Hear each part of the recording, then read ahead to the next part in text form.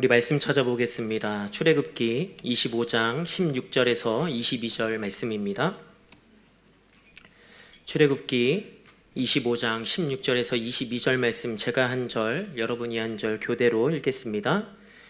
내가 내게 줄 증거판을 궤 속에 둘지며 순금으로 속죄소를 만들되 길이는 2규빗 반, 너비는 1규빗 반이 되게 하고 금으로 그룹 둘을 속죄소 두 끝에 쳐서 만들되 한 그룹은 이 끝에 또 한 그룹은 저 끝에 곧 속죄소 두 끝에 속죄소와 한 덩이로 연결할지며 그룹들은 그 날개를 높이 펴서 그 날개로 속죄소를 덮으며 그 얼굴을 서로 대하여 속죄소를 향하게 하고 속죄소를 궤 위에 얹고 내가 내게 줄 증거판을 궤 속에 넣어라. 다 같이 읽겠습니다. 거기서 내가 너와 만나고 속죄소 위 곧 증거궤 위에 있는 두 그룹 사이에서 내가 이스라엘 자손을 위하여 내게 명령할 모든 일을 내게 이르리라. 아멘. 우리 영상 하나 보고 말씀 듣도록 하겠습니다. 안녕?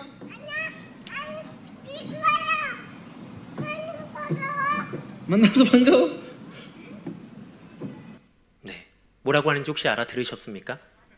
네, 만나서 반가워. 옆에 분이랑 인사 한번 해볼까요? 만나서 반갑습니다. 네.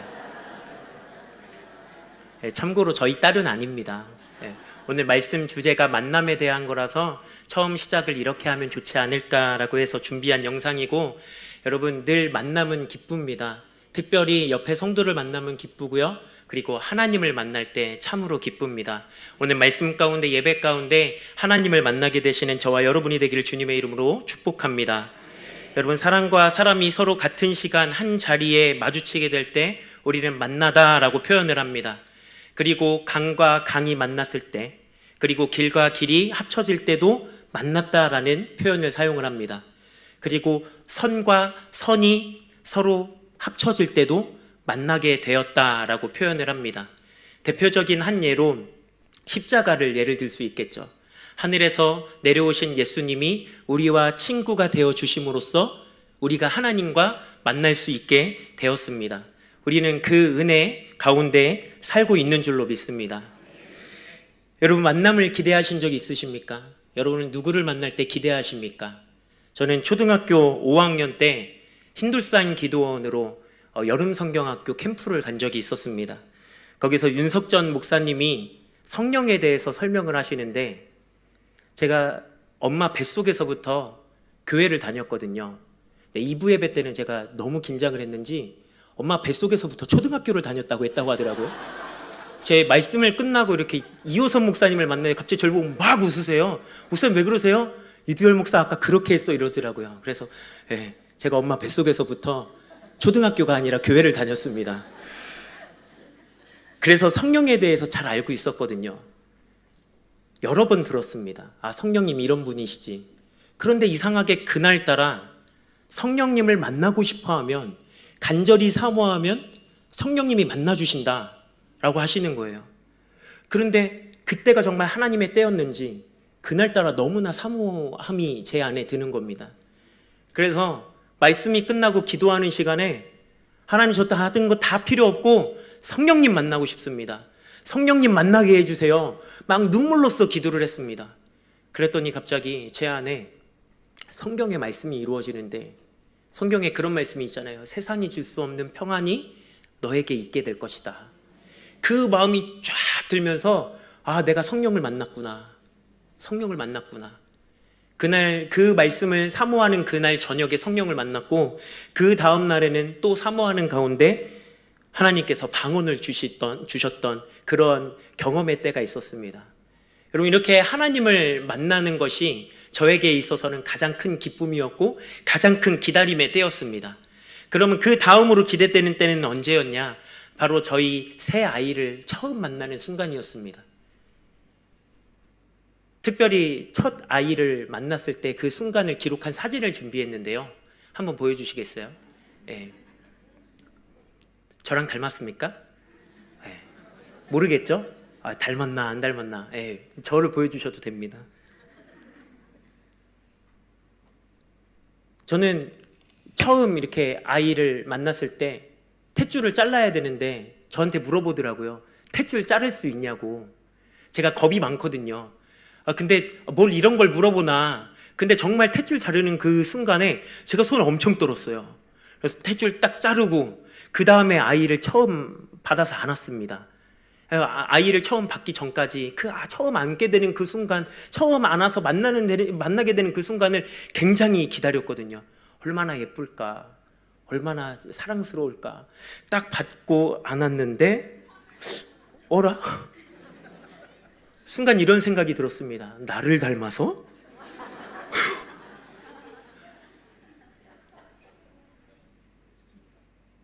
저는 그때까진 몰랐어요. 아이를 처음 안았을 때, 처음 태어난 신생아가 양수로 이렇게 얼굴이 퉁퉁 붓고, 그리고 태의문을 지날 때 머리가 조금 찌그러져서 두상이 이상해진다라는 얘기를 그 전까진 몰랐어요. 그런 상태에서 만났더니 제가 늘 기도했던 게 있거든요. 저희 집에서 저희 아내는 얼굴, 비주얼, 외모를 담당하고 있습니다. 그리고 저는 성품을 담당하고 있거든요. 그래서 늘 기도했어요. 하나님, 이왕 우리 집에서 이렇게 담당하는 거, 우리 자식들은 외모는 엄마를 닮고 성품은 저를 닮게 해주세요. 기도했거든요. 처음 안았을 때 주여, 기도를 안 들어주셨습니까? 그런데 시간이 지나니까 양수가 빠지고, 물론 고슴도치도 지 새끼가 예쁘다고 그래서 그런 걸 수도 있겠지만, 양수가 빠지고 두상이 원래대로 돌아오니까 너무나도 예쁘더라고요.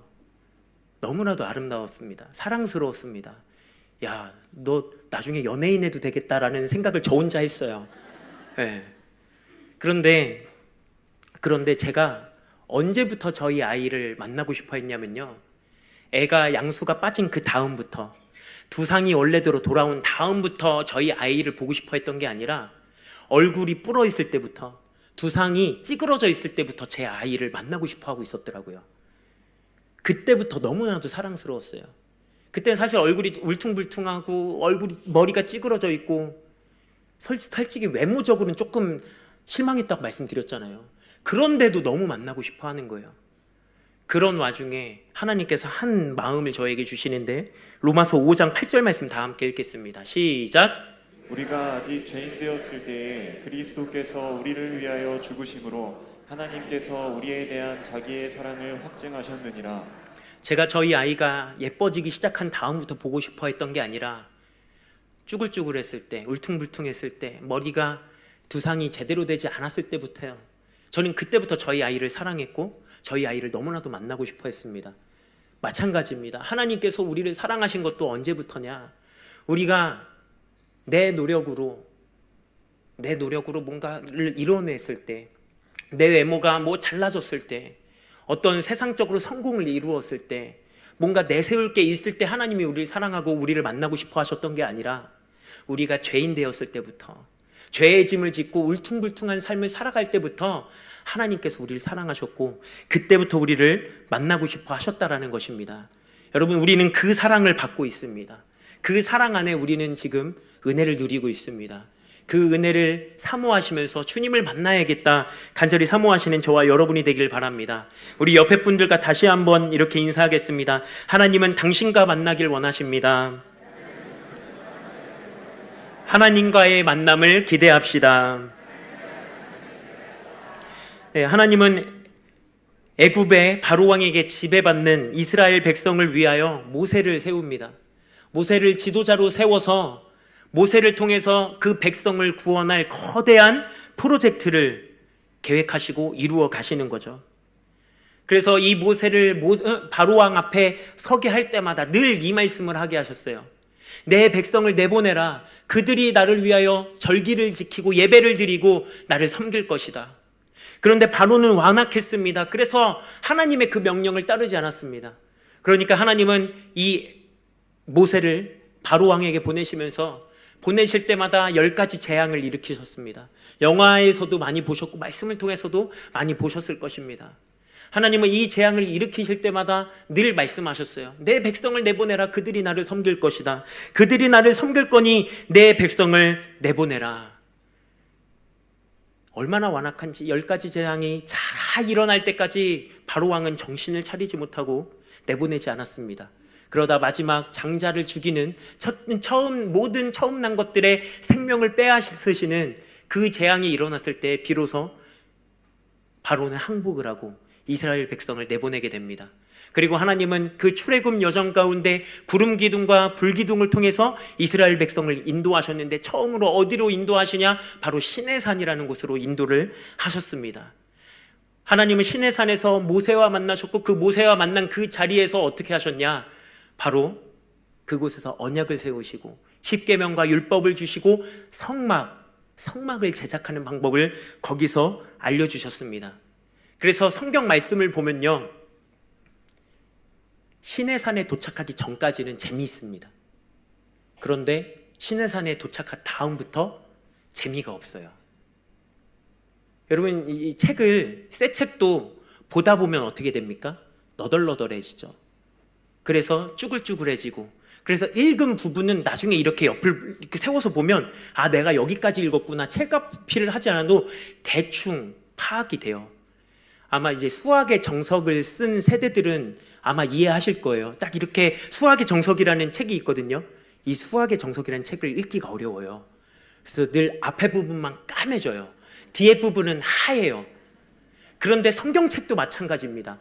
창세기, 출애굽기에서 10가지 재앙까지는 재미있어요.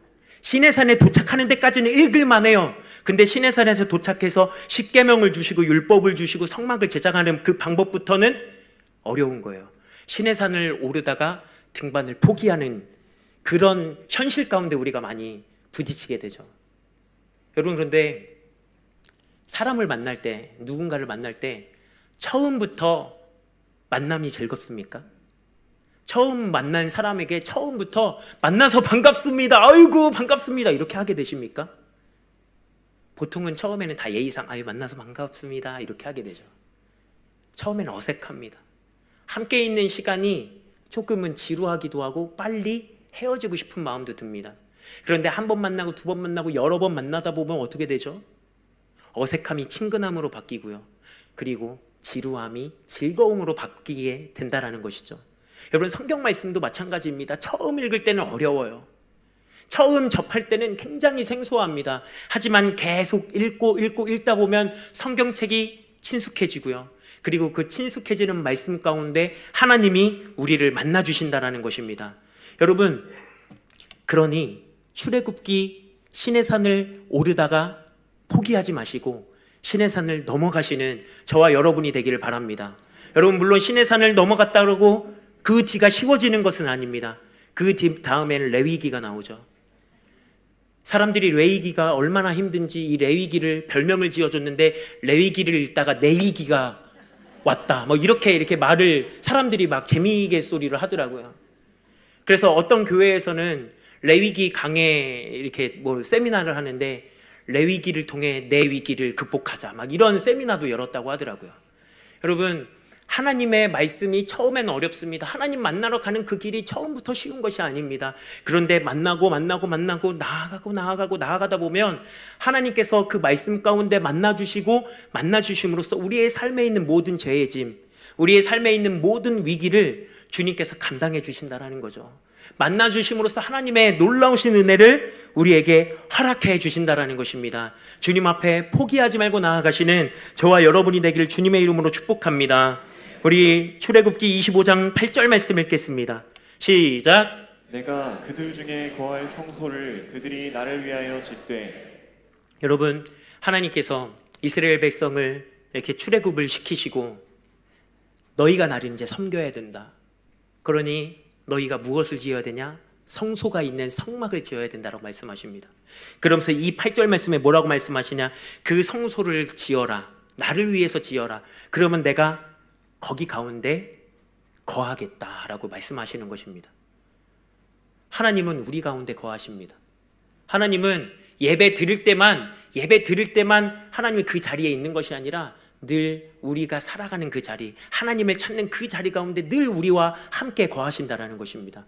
왜 그러냐? 우리 출애굽기 25장 22절 말씀을 읽겠습니다. 시작. 거기서 내가 너와 만나고 속죄소 위 곧 증거계 위에 있는 두 그룹 사이에서 내가 이스라엘 자손을 위하여 내게 명령할 모든 일을 내게 이르리라. 그곳에 거하시면서 하나님이 우리와 만나 주시기 위해서, 거기서 내가 너와 만나겠다, 너와 만나기 위해서, 여러분을 만나기 위해서, 저와 여러분을 만나기 위해서 하나님이 거할 성막을 만들라 라고 이렇게 말씀을 하신 것입니다. 하나님 오늘 말씀 가운데 정확한 자리를 지정해 주셨어요. 어디서 만날 거냐?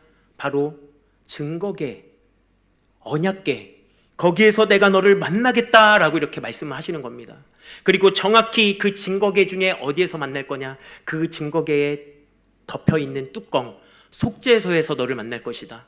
그리고 그 속죄소 위에 있는 두 그룹, 천사의 모습을 하고 있는 그 두 그룹 사이에서 내가 너를 만날 것이다 라고 말씀을 하고 계십니다. 여러분, 그런데 이 두 그룹의 모습을 보면 우리를 만나주시는 하나님이 어떠한 분이신지 우리가 깨달을 수 있는데, 한번 25장 20절 말씀을 통해서 한번 살펴보도록 하겠습니다. 20절 시작. 그룹들은 그 날개를 높이 펴서 그 날개로 속죄소를 덮으며 그 얼굴을 서로 대하여 속죄소를 향하게 하고. 여기 보면 이 그룹이 어떻게 하고 있냐?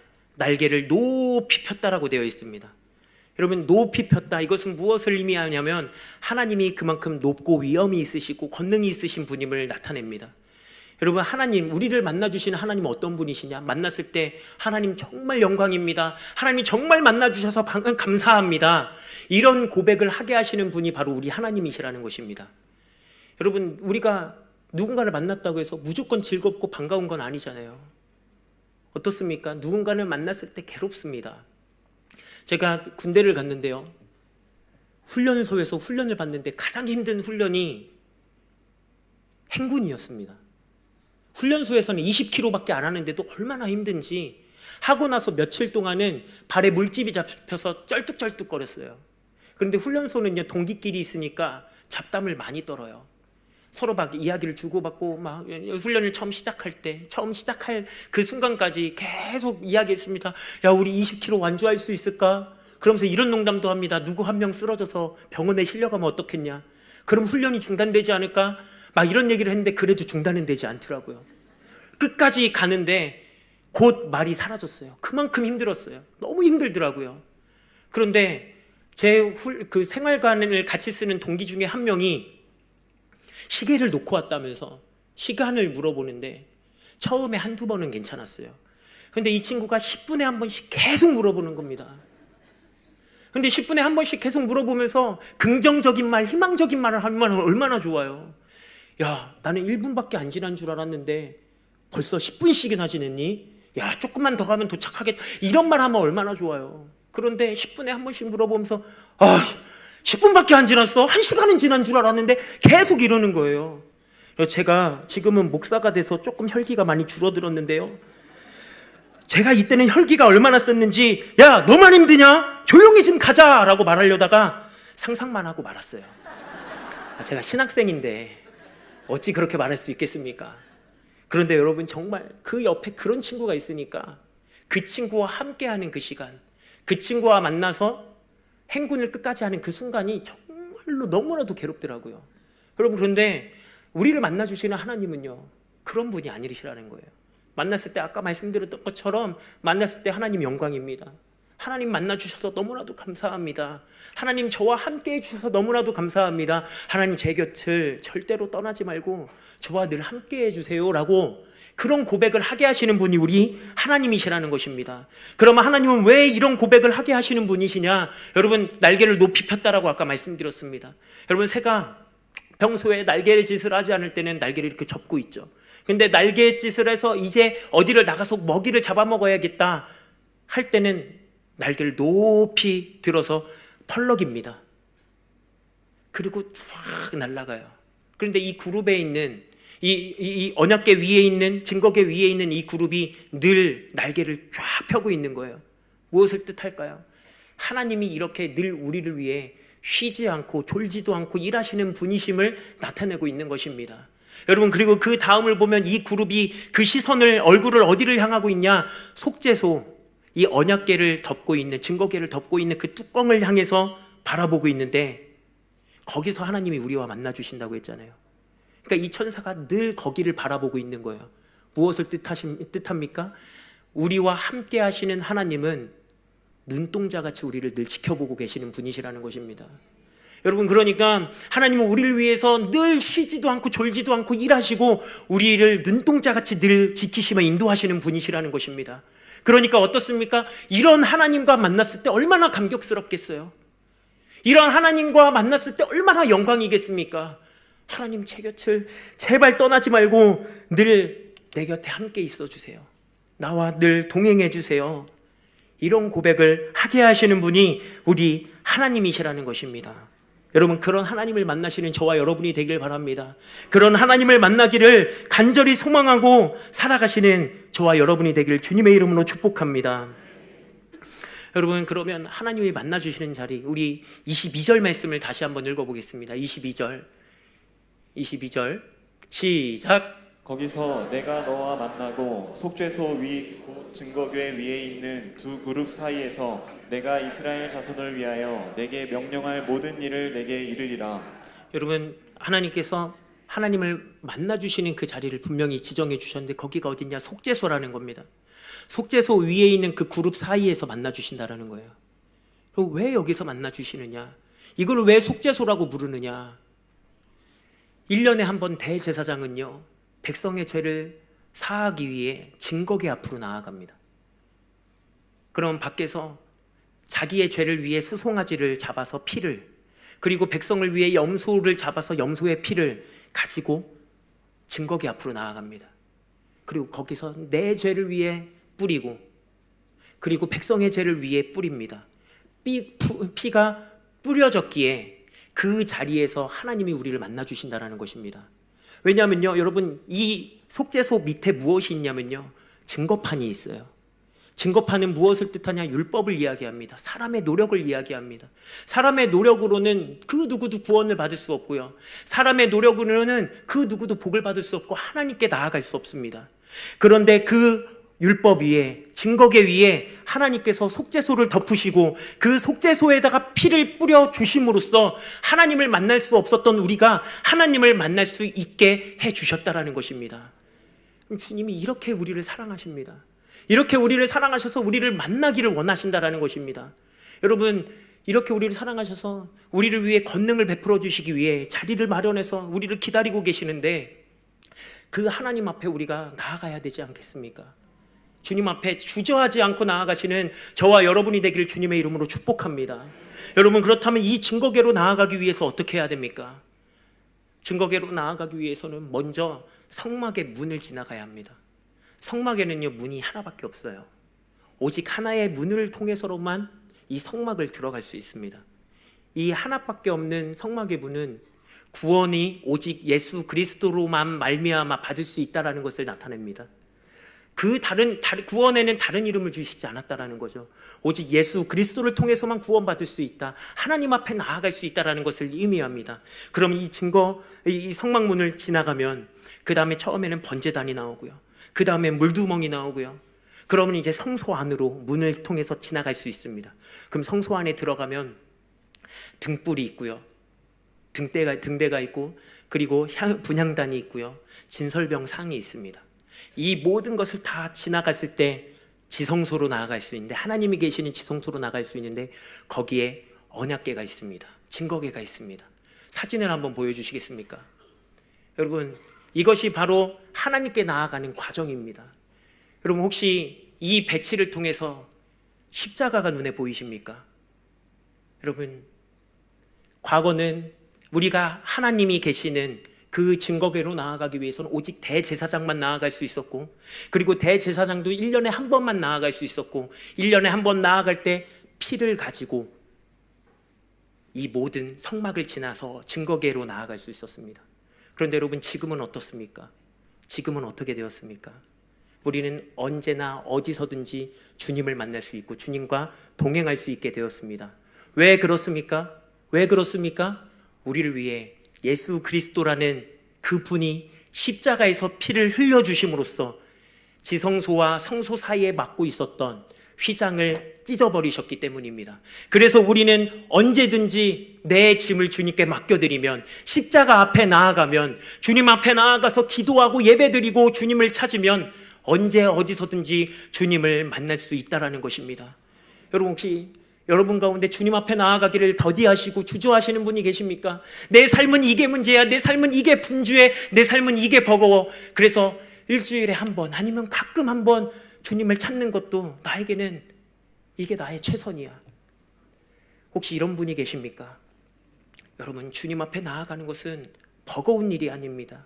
오히려 여러분의 삶의 버거움을 내려놓게 하는 은혜임을 믿게 되시는 저와 여러분이 되기를 바랍니다. 여러분, 주님 앞에 주저하지 말고 나아가십시오. 주님이 여러분을 만나주시고 여러분을 만나주심으로써 높이 들려있는 그 날개가, 그리고 속죄소를 바라보고 있는 그 눈, 쉬지도 졸지도 않고 일하시고 눈동자같이 지키시는 그 주님이 여러분과 함께 하신다라는 것입니다. 여러분, 이 말씀을 준비하면서 하나님께 물어봤습니다. 하나님, 왜 그렇게 우리를 만나고 싶어 하십니까? 주님, 왜 그렇게 나를 만나고 싶어 하십니까? 하나님, 알려주세요. 하나님, 느끼고 싶습니다. 사실은 알고 있었어요. 여러분, 제가 물어봐도 여러분이 답을 이야기하실 겁니다. 하나님이 우리를 왜 그렇게 만나고 싶어 하십니까? 사랑 아닙니까? 사랑해서 우리를 만나고 싶어 하시는 거 아니십니까? 하나님, 우리 사랑해요. 근데 이걸 머리로 알고 있는 것만으로는 부족한 것 같은 거예요. 그래서 하나님께 계속 말씀을 준비하면서, 말씀을 묵상하면서, 하나님, 느끼게 해주세요. 알게 해주세요. 직접적으로 느끼게 해주세요.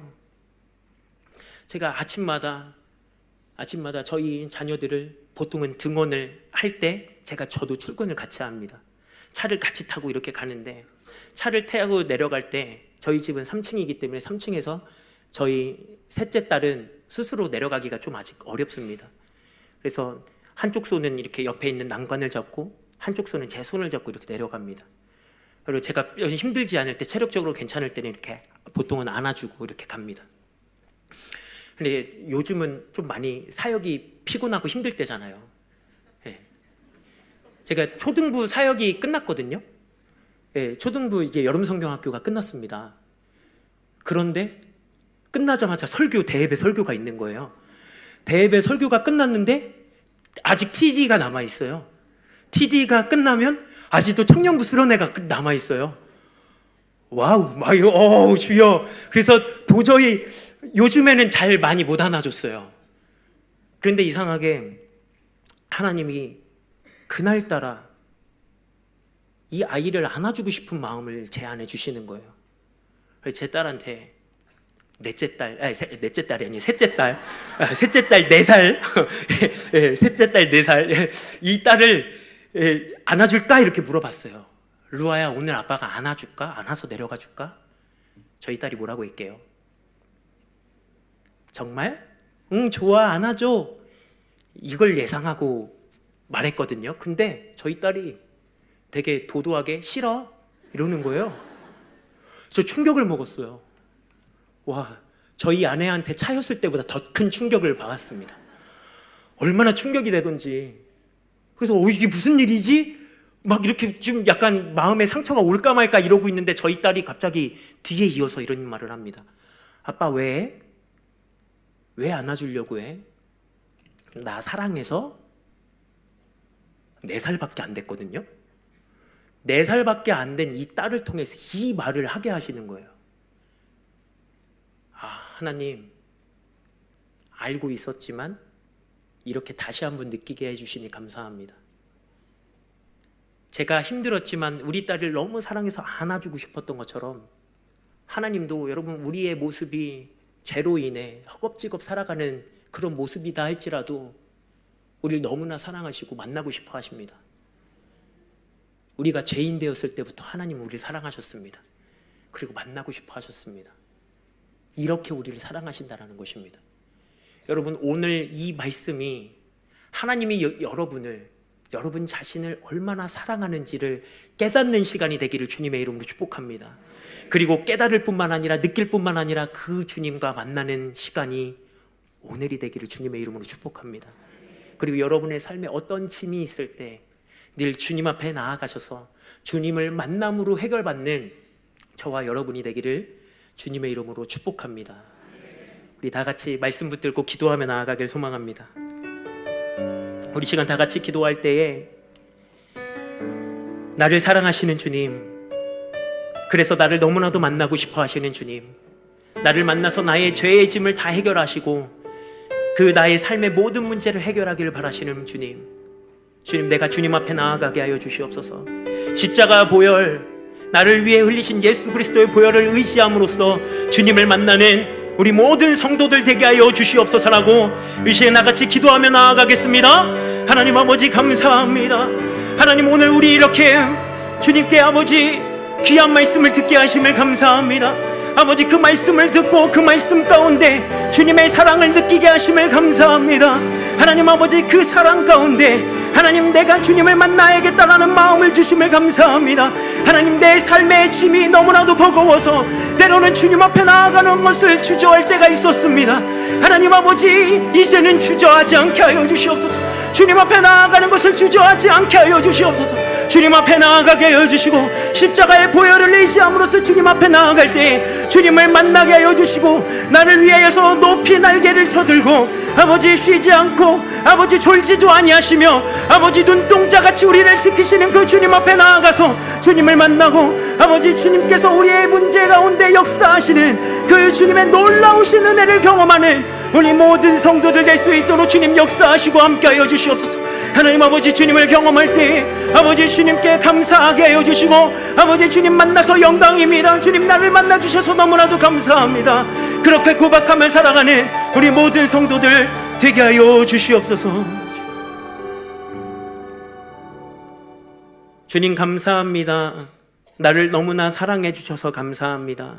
나를 사랑해 주셔서 오늘도 나를 만나고 싶다 말씀해 주셔서 감사합니다. 나를 만나기를 간절히 소망하시는 그 주님 앞에 나아가게 하여 주시옵소서. 주님 앞에 나아가서 아버지 나의 모든 죄의 짐을 내려놓고 삶의 문제를 내려놓고 나를 안아주시고 나의 모든 문제 가운데 일하기를 바라시는 주님의 그 놀라우신 은혜를 역사하심을 경험하며 살아가는 우리 모든 성도들 되게 하여 주시옵소서. 이 모든 말씀 예수님의 이름으로 기도합니다. 아멘.